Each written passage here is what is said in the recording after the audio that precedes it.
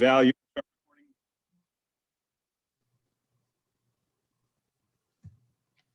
All right. Good. Thank you, Val. Good afternoon. I'm Charles Shapiro, President of World Affairs Council. Our program today is a conversation about what's been happening in Cuba over the past 10 days, why these protests occurred now, and what the U.S. ought to do. Today's program is brought to you by the member of the World Affairs Council. If you're not a member, please join. Love to have you.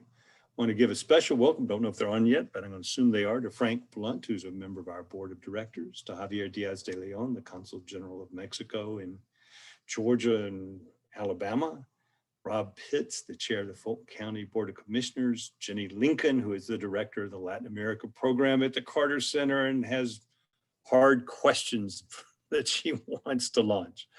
The moderator today is my favorite moderator of all time, Fernanda Luchine Ishihara. She's our former executive director who sadly left in June. And it's good to see you back, Fernanda. Thank you. Big changes in your life, and it's a pleasure having you here. So let me see what else. Okay, let me get just quick background on Cuba, just for those of you who don't remember all this. 11 million people. It's the same population as Dominican Republic. It's slightly smaller than the state of Pennsylvania in geographic territory.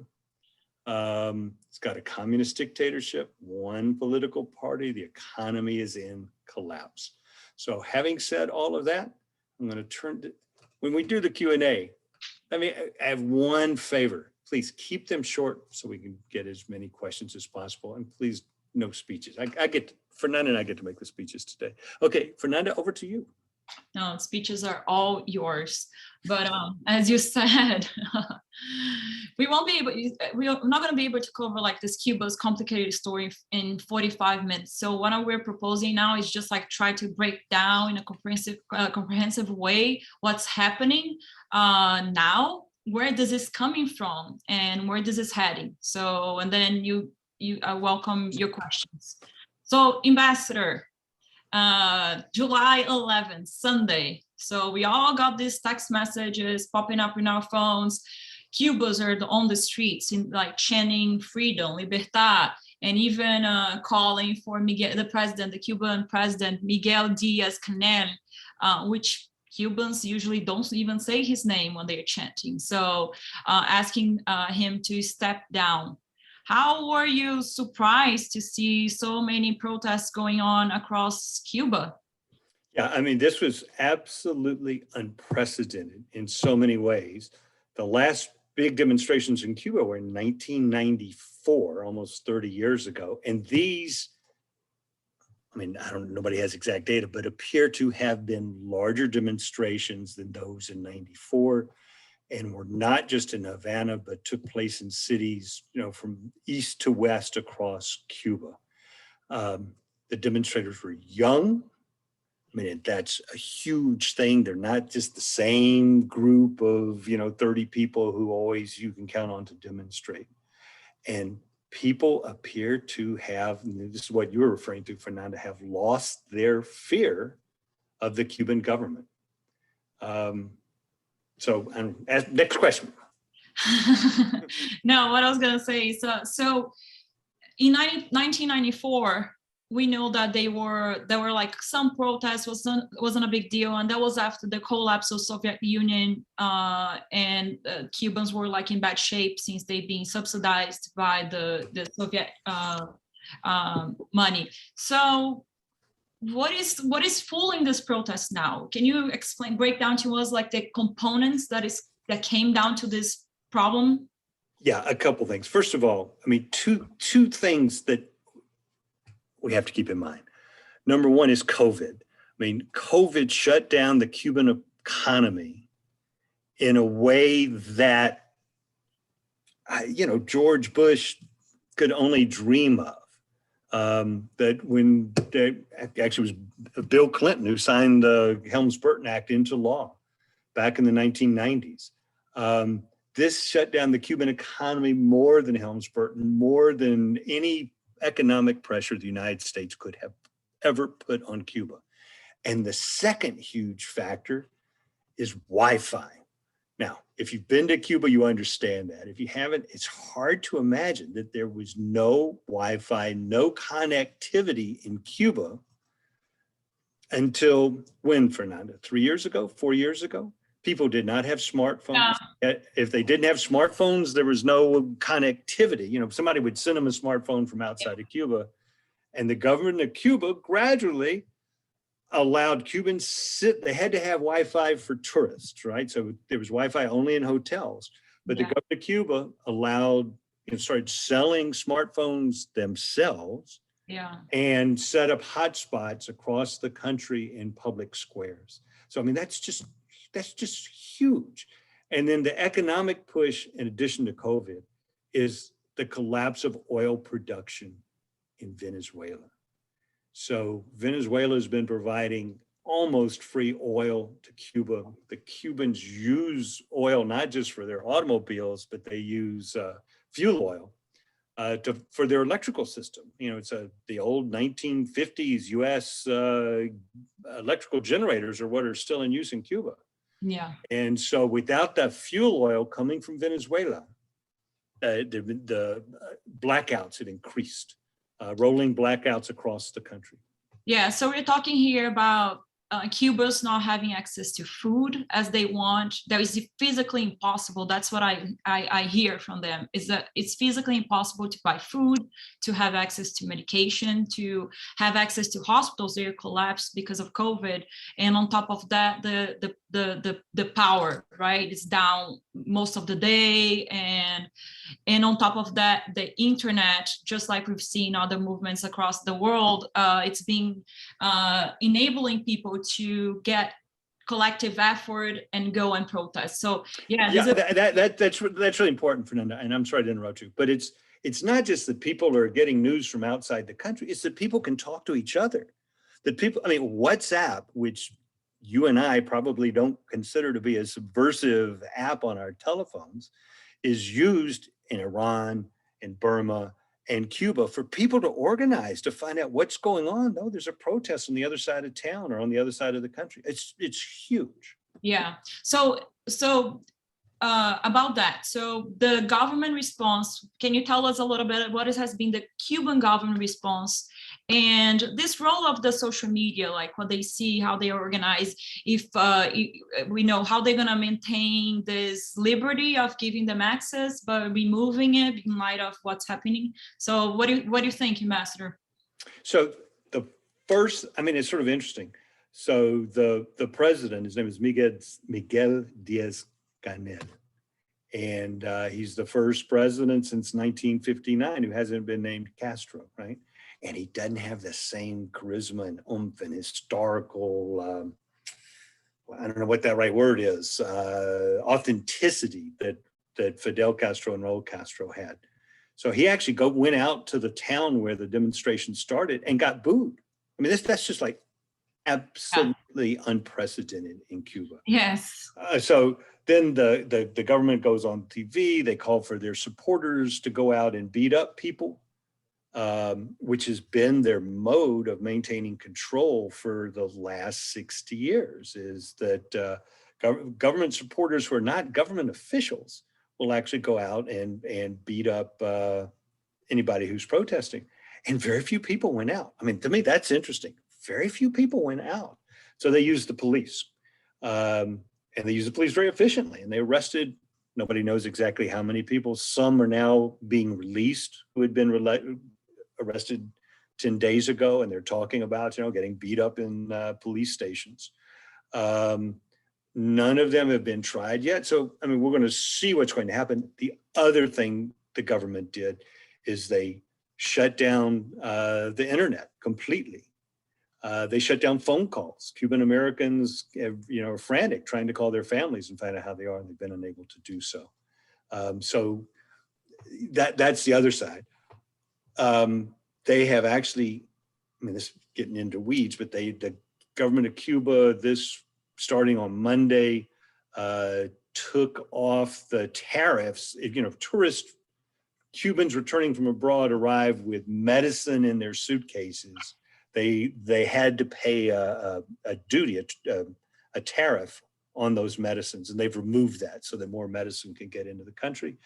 And the tone of some of the government statements lately has been almost, I won't say apologetic, but admitting that there have been some mistakes, and which is kind of interesting. That's something they rarely do. Wow, this is shocking. This is like really shocking when I heard the way they were, their narrative, and it changed a lot from the Castros for sure. And well, this is and I'm sorry. The other thing they did, and I apologize, Fernanda, is they blamed everything on the United States. Yes. Right? At least initially, is that it was our fault, that economic problems in Cuba are our fault because of the economic embargo. They continue to do so, right? With this protest, and that the people who were protesting were paid agents of the United States. Okay. Yeah. So we're gonna talk about the U.S. sanctions in a little bit. So let's just step back to something that you and I, and not only you and I, a lot of members of the World Affairs Council experienced when we took those trips to Cuba back during the Obama administration.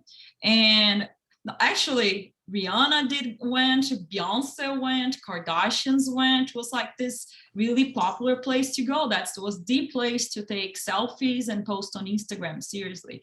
So this was after Obama easy some of the restrictions that we all know about it, that allow travel under certain categories, easy the restrictions of money inflow. When we saw private sector growing in Cuba, all those things. And I remember being in Cuba, and I'm sure you do too, because we talked to a lot of Cubans. They had like this uplifting outlook about Cuba. They were changing, they were accepting. A lot of them that before really want to leave the country, they were like, no, I want to stay here and help develop. I interview a few students, and a lot of them would say so, like, no, I want to stay here. Nobody wants to leave your country. And since things seems to be changing, I want to be here.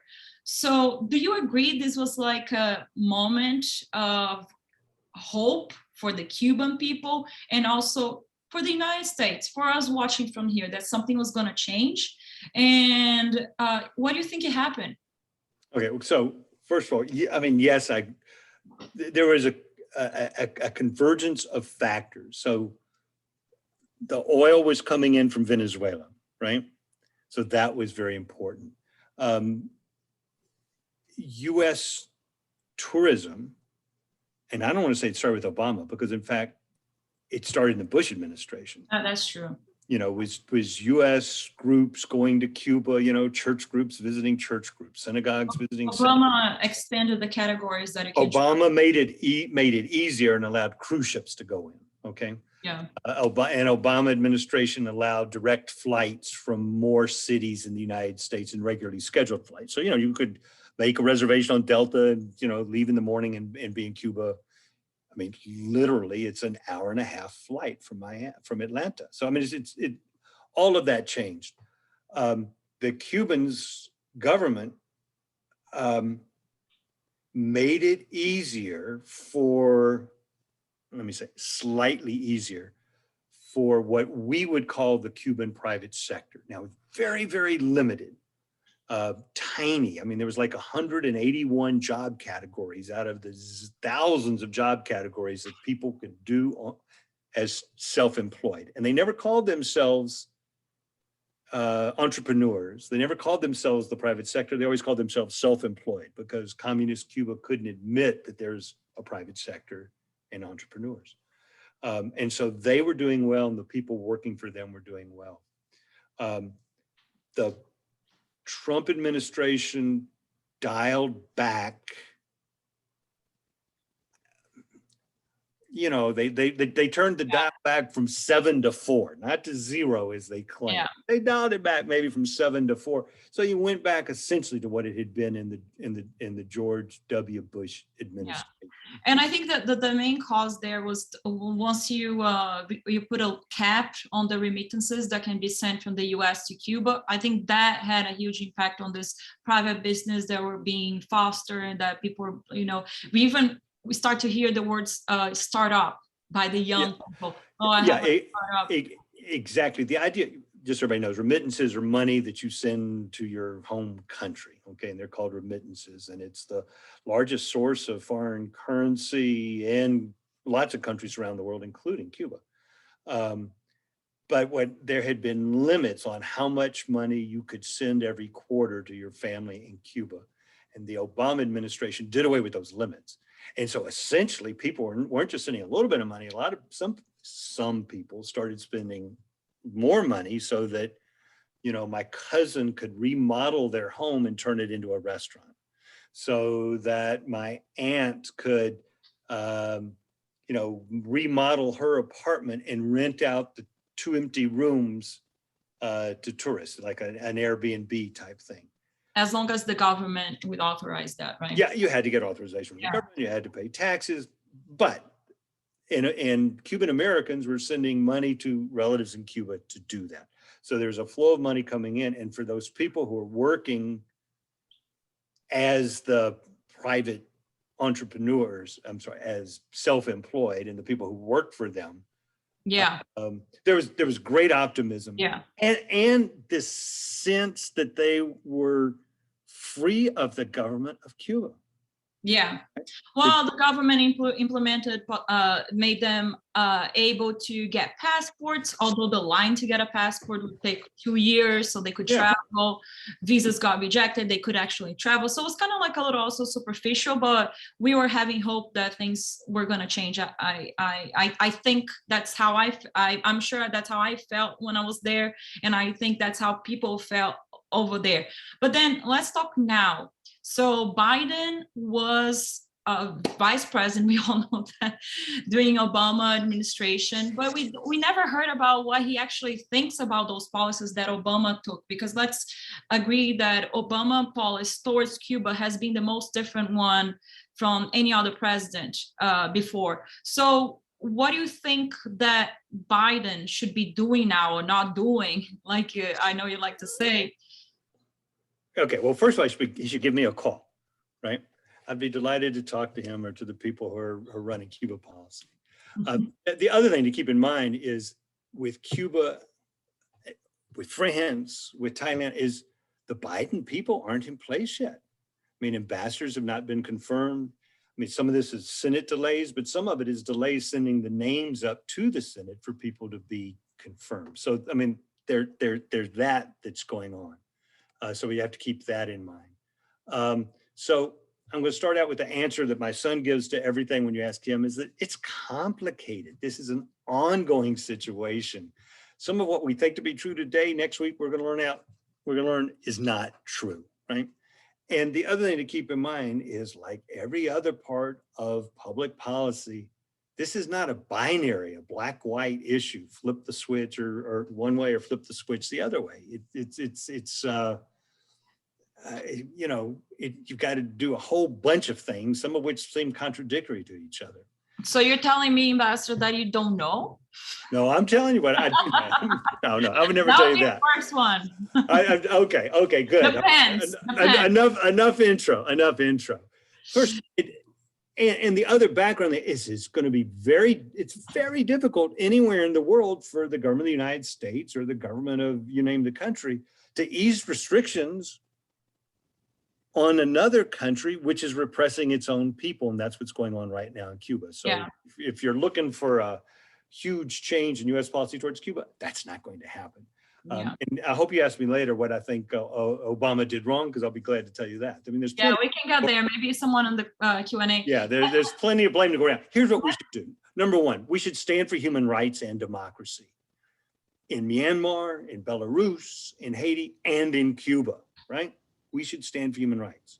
Number two, we should prepare for a flow of Cuban immigrants to the United States, coming in boats directly from Cuba. We're only 90 miles away. And when I say boats, I don't mean, Chris Craft boats. I mean homemade, terrible, unseaworthy boats, and people are going to drown. It's going to be awful. There will be more Cubans turning up at the US-Mexican border trying to get in the United States across the border from Mexico. Cubans don't need visas to go to Mexico, okay? We need to coordinate with the international community.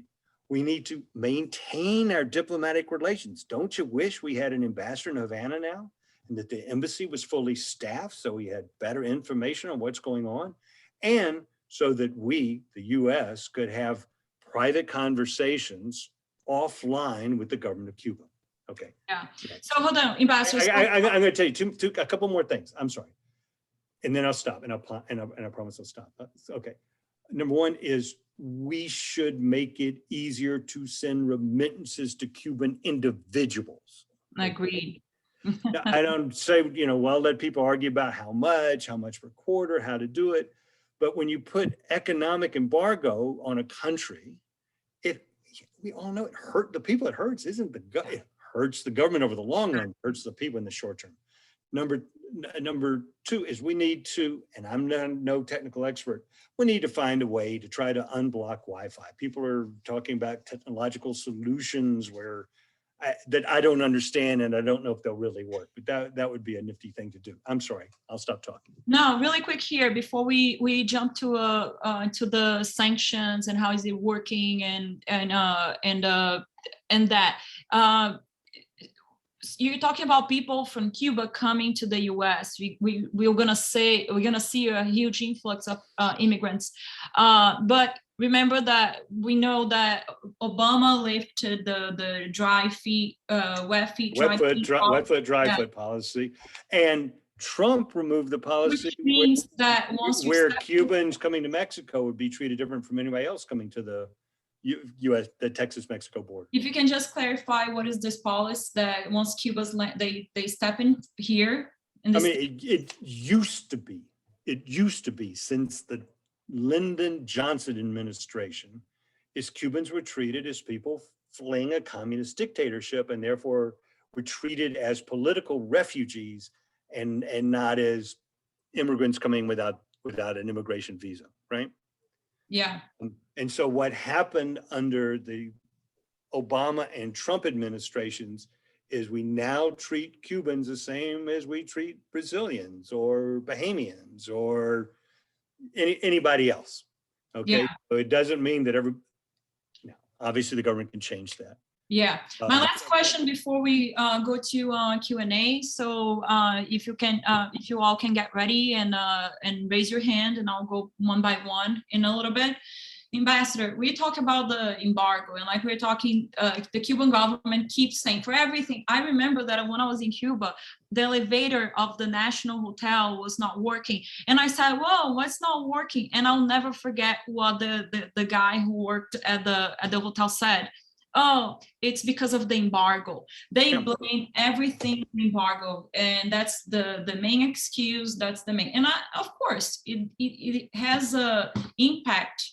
But don't you think that this protest that happened in July 11, it's exactly what the embargo was set up to do, create this chaos, so maybe the regime can be built from within and something happens? Okay, no short answer to that. First of all, it's an embargo on US business doing business in Cuba, right?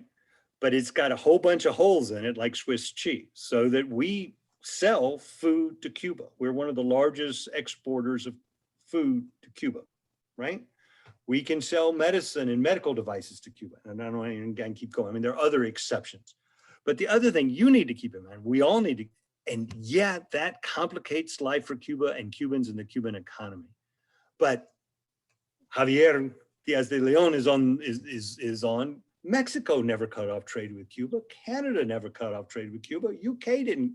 There are 190 countries in the world who trade with Cuba, who can trade with Cuba. They're by and large not doing it because their businesses can't make money in Cuba because of the way the Cuban government runs the Cuban economy. I mean, so we have to keep that in mind. They use the Soviet economic model, not the Chinese model, not the Vietnamese model, but the Soviet model that didn't work in the Soviet Union, didn't work in East Germany, and it is certainly not working in Cuba. So that, bam, number one. So yeah, if we, would US businesses invest in Cuba? Maybe. But the conditions are, if there were no embargo, if US tourists could go to Cuba, would the hotel industry invest in hotels in Cuba? And the answer is probably yes. But most investments in Cuba, your partner is the Cuban government. They own a majority of the shares. So that's who you're doing business with. You don't control your own investment. I mean, that's not very attractive for foreign businesses. And that's what we all need to keep in mind. Yeah. What you said was our goal to cause disruption in Cuba. And nobody would say that. What they would probably say is our goal with the embargo was to get the Cuban government to come and talk to us so we could negotiate. Got it. In the Bush administration, the George W. Bush administration, they actually set up a government committee inside the executive branch, an interagency committee to plan what to do and how should we respond if Cuba collapses completely.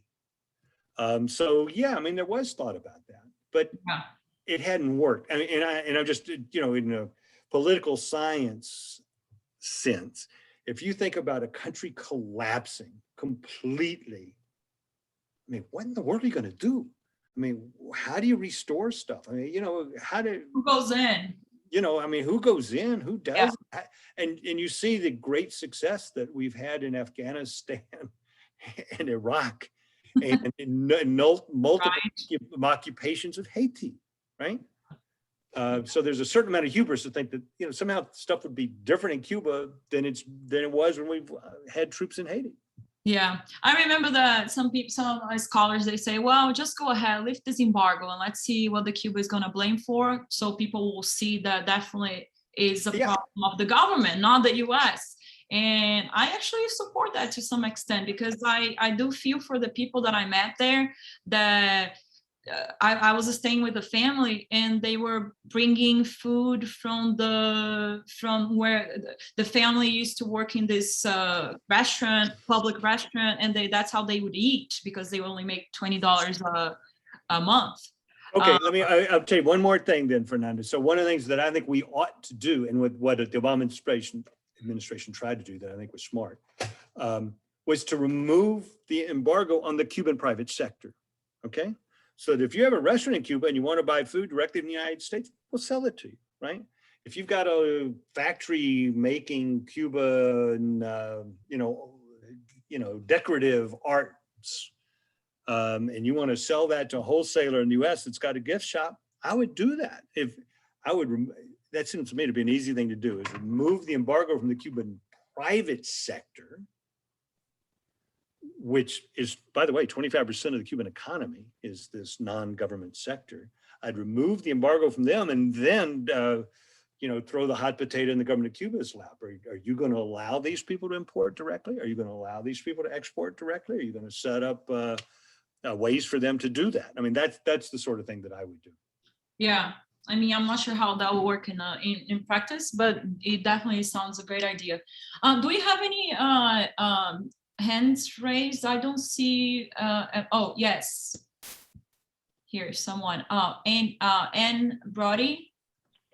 Hey there. My name is Ann Brody. I work for the Southern Office of the Council of State Governments, and we've done a little bit of agriculture policy work as it relates to Southern states and agricultural exports to Cuba. And so my question for the group is, what, if any, role do individual states and state policies have in normalizing relations with Cuba or encouraging normalized relations? Well, the short answer is, normalizing relations is something that in any country that the central government does, not provincial or state governments. That's a federal government function.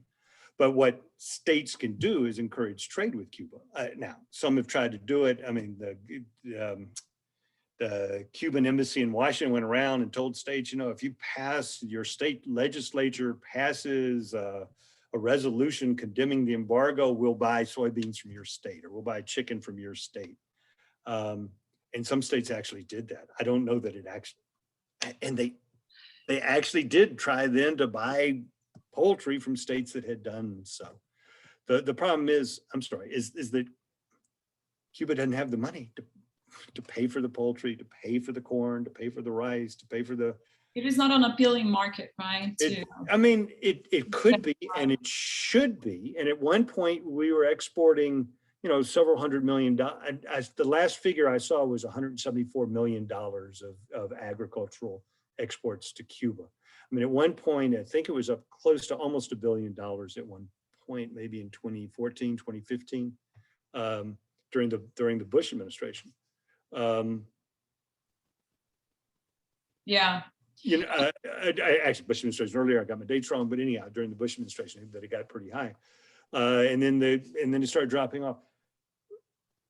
And one of the reasons is that the government of the United States insisted that we not give loans to Cuba to buy the agricultural products. Yeah. And I think this goes back to politics, how it plays, especially in Florida as a swing state. So always goes back to the voting and how, right? I have here Nancypierre with her hand raised. Hi. Hi, I just have a real practical question. I'm trying to help a Cuban asylum seeker, and his national ID was confiscated by Immigration and Customs Enforcement. Now he's out of detention, but is trying to apply for asylum, and he can't do that because he doesn't have his birth certificate. So how can I help him to get a birth certificate out of Cuba in its present state? The short answer is he has to go to the Cuban embassy, ask the Cuban embassy in Washington to provide him with a birth certificate. Okay. The question of will they do it, will they not? And he needs some help, needs some advice from other Cubans who somebody can give him a more detailed answer than that. I'm sure he's not the first person who's been in that situation. Yeah. Anyone else? If not, I have questions. Do I see any hands raised? Well, Ambassador, like something that I don't see anyone. One question that we don't talk much because people just take for, oh, don't know why. But can you talk a little bit like why people still support the regime? Why people they're still supporters? What is about them? Ooh, that's a good question. I mean,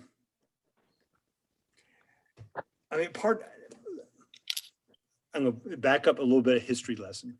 Okay. The people today, grandparents, many of them supported the regime. If you were poor at the time of the Cuban Revolution in 1958-59, at the time that the communists took over, you were the beneficiary. I mean, schools improved, health improved, your life improved, right? And those people, I mean, not for everybody. If you were in the middle class, your life got worse. Those people, many of them were very, very ardent supporters of the revolution and of the government of Cuba. Okay, so time passes, 60 years later, we're talking about their grandchildren. Their standard of comparison is not how things were pre-1959. Their standard of comparison is the Canadian tourist, right? Dressed well, going to see things they can't see, going to clubs they can't. That, kids, tourists with the latest iPhone, wearing the best clothes, able to afford food in these private restaurants that's very expensive. I mean, that becomes your standard of comparison. And if you have Wi-Fi and connectivity and you can see how people are living around the world, the average wage in Cuba is somewhere around $35 a month. $35 a month. So that's your standard of comparison. Okay, and here just a point is that since 2000, I've looked up on the data yesterday, since 2000 till the last year, there's data, which I think is 2018, an average of 35,000 Cubans a year have immigrated to the United States with visas. I mean, have immigrated legally. Yeah. People continue to leave Cuba. People want to, because they don't see a future for themselves and their children in Cuba. There are also people, and you and I know them because we met them when we've been there, who say, I want to stay here. This is my country. I love this place, right? I want to hope it change. So there's this, you know, just like ideology and patriotism and all those mixed up. You know, Amanda, I'm not sure if she's she's on the camera, but she sent me a text. Amanda Madeline, she sent me a text message here asking, which was one of my questions. She says, number one, how is Diaz-Canel, the Cuban president, viewed? And number two, do Cubans really want change, economic, social, political? And that's an interesting question, because what is this about? Is this about reform or another revolution? Okay, so the short answer is we don't know. I mean, there's no polling data in Cuba, right? There's no election data in Cuba. So the things that you and I would use to figure out, you know, is what do people in a country think? You don't have. So you've got that to begin with. You saw people out in the streets, you know, we've all seen it, chanting liberty, Libertad. And that's completely different. That's completely different. So do people want to change the regime? Do they want reforms in the regime? Are we talking about 5% of the population or 50% of the population or 70%? I have no idea. Yeah. Nobody knows. Change, they definitely want to change, right? Something needs to change. We just don't know. Just one thing that I think is really cool, and I got to talk about it before is that the idea that something can go viral in Cuba. So this bunch of Cuban rappers, raperos. I mean, the first time I went and saw rappers in Cuba, I was like, what? There's rappers in Cuba? There are rappers in Cuba. They did this, a video called Patria y Vida. I won't go into explaining the whole thing, but which was an anti-government rap song that came out in February. It's had over 6 million views. I mean, and this is rap music. This is people your age, not for people my age. I mean, and it's, and among the lyrics in there is, it's over. The fear is over. And, you know, we're not afraid. Yeah. Se acabó. Yeah. And just before I go to Isabel and Gonzalez and Steve Leeds here that have their hands up, can you quickly tell us how people view Miguel Diaz? Last time I was there, he's younger. He's in his 60s. Well, in Cuba, that's young. He's an engineer, right? So he'll look at these problems differently. So I think people were hopeful. And he's not a Castro. And he's not a Castro. But by the same token, he doesn't carry that historical authenticity and sort of power that the Castro brothers did. I mean, he's not part of the revolution. He's part of the second generation. Which might end up working well at the end. Isabel? Yes, hi, thank you. Hi, Ambassador Shapiro, thank you. And I'm driving, so I apologize if you hear noise, and this is why I'm not on video, and also my battery is dying. So all that said, I have 2 quick questions for you. One, and apologies if I missed this earlier, do you think that what will enable UN intervention? Will there be UN intervention? And 2, can you talk a little bit about the intersection of the Black Lives Matter movement and the backlash that we have experienced as a Cuban community for those of us who believe that Cuba is not the racial utopia that it has been sort of telegraphed to be? Whew, those are 2 big questions. Number one, I don't. You don't know the program for that one. Yeah. Number one, it is extremely unlikely that the United Nations would authorize any sort of intervention, or that the OAS Organization of American States, would authorize any sort of intervention in Cuba. I don't see that happening. We can argue, should it? I don't know. The other point is way more complicated and interesting. I mean, Cuba pre-1959 was a majority white nation. The people, since the middle class are the people who left, or at least were the first people to leave, and the middle class was disproportionately white. I mean, Cuba has become, you know, probably now a majority Black or mixed race Afro-Cuban nation. But what you also see is that if you look at the leadership in the party and government